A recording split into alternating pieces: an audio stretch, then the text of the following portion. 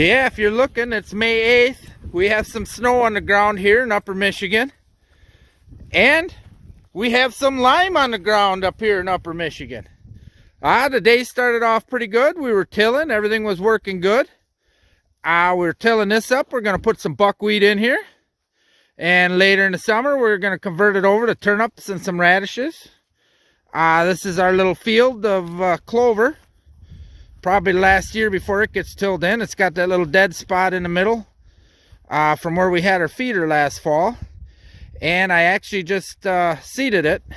Put some white clover, Ladino white clover that we bought at Fleet Farm. And I just spread that onto that little dead spot. And we got the flower patch all tilled up and limed. We actually put, what did we put? About 400 pounds of lime on this little patch here. And we're going to end up planting sunflowers and some wildflowers, little wildflower packets that my wife ended up finding. But our little tractor here is having a slight issue. So we're kind of at a standstill for the day. If you notice, the seat is off. And I have a garbage bag and a little cheap tool set holding the garbage bag on. It's not the tractor's fault that it broke. What happened when we bought it with a backhoe, and they installed these two levers and a little valve block that goes with it.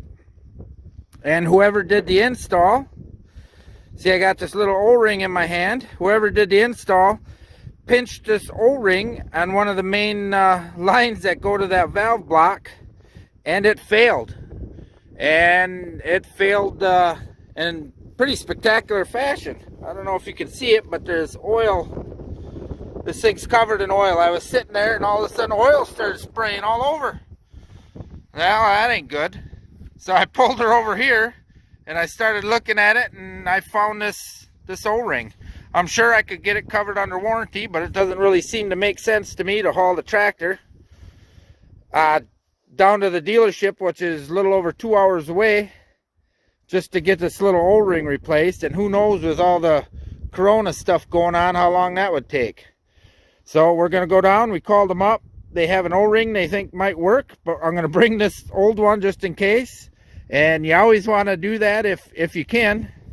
I've been mechanic for 20 some years, and you always want to make sure you help the parts people out as much as you can if you want stuff to go smooth for you getting your correct parts. But that pretty much sums up Friday here. Kind of a wasted day because of this breakdown, but that happens, and it's only May 8th, so we got a lot of time to be able to make this back up. Well, thanks for watching.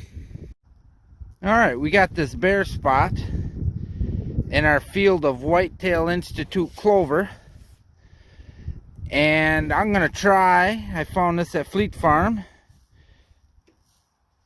This is a brand, and it's just a white clover.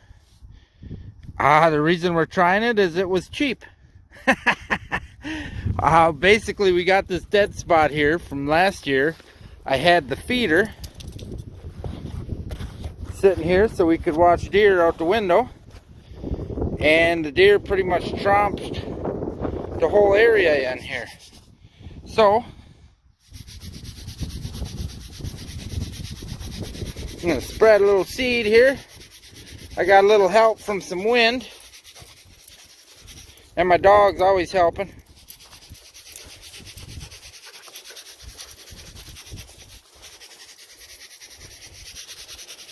And we'll see what that does. I'll finish spreading this container, but later in the year we can see what that did.